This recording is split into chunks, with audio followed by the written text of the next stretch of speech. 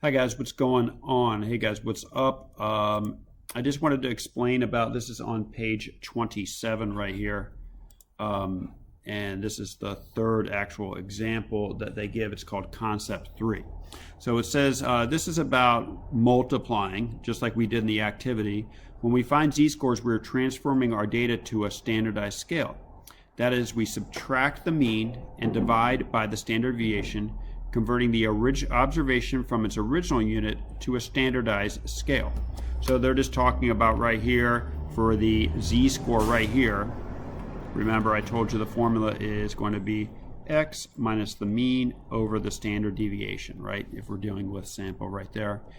Okay, so sometimes we transform data to switch between measurement units, inches to centimeters, and that's what we did in the activity, or Fahrenheit to Celsius. When we do this, it's important to know what happens to the center and spread of the transformed data. So if we're just adding a constant, all right, like let's say a teacher is just adding 10 points to a score on every single test. To each observation, a set of data will have an effect on the center of the distribution, but not on the spread or the shape. So right here for adding, right here, it will affect the center. It will change the center. It will not change right here the shape or the spread. All right, so it will change the center. It will not change the shape or spread. Okay?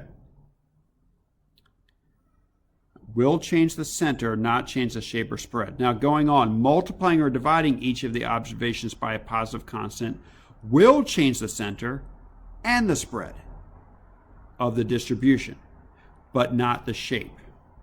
So if you right here, if you multiply, and by the way, by obviously it's adding or subtracting, and right here multiplying or dividing, I should say or actually, right here, the multiplying or dividing,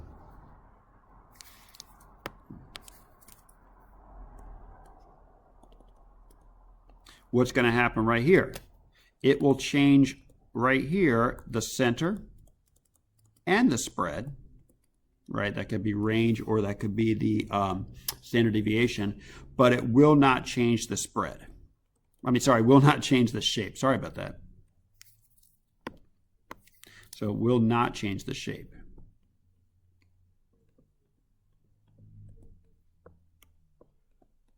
So the shape remains for either of them, both of them, right here. Whether you add or multiply, the spread, the shape will not change at all.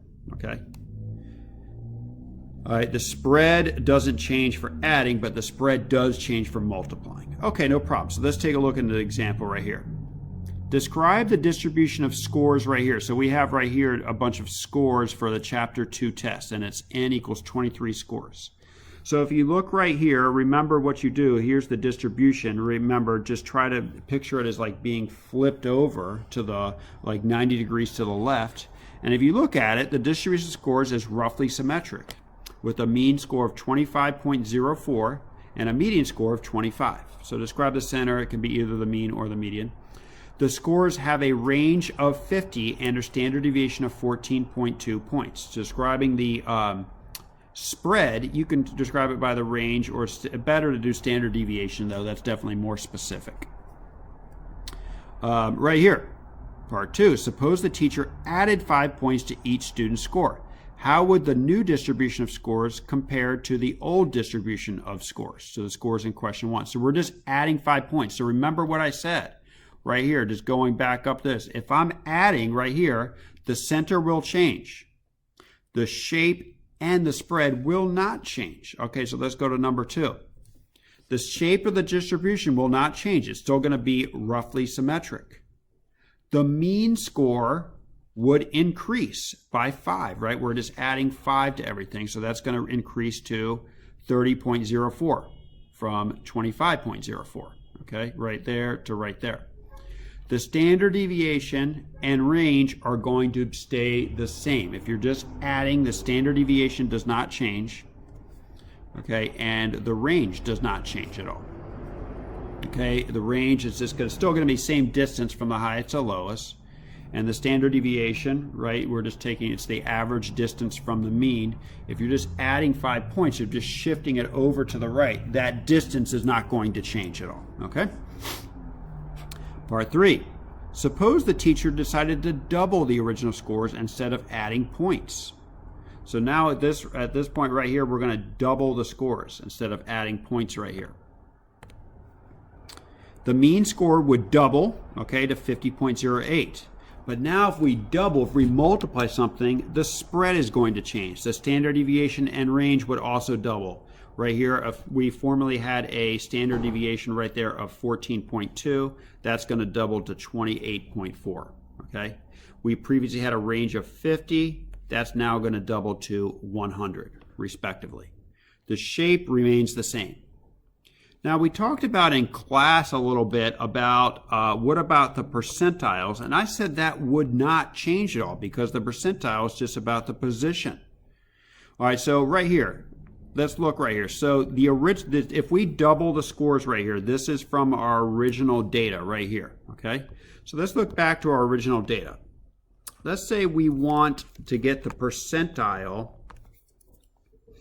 of this person right here who got a 12. Okay, this person right here got a 12. So if I'm getting the percentile of a student who got a 12,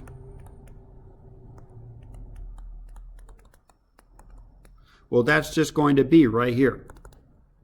We take the number of scores below what they got, that's 1, 2, 3, over the total number is n equals 23. All right, so we have right there 3 over 23. All right, so that gives us right there 0.130.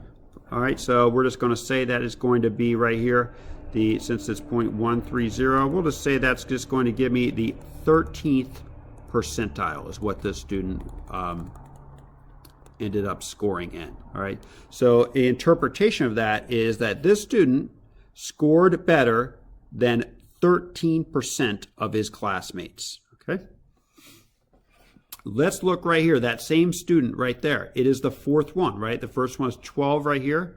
So down here we doubled everything, right?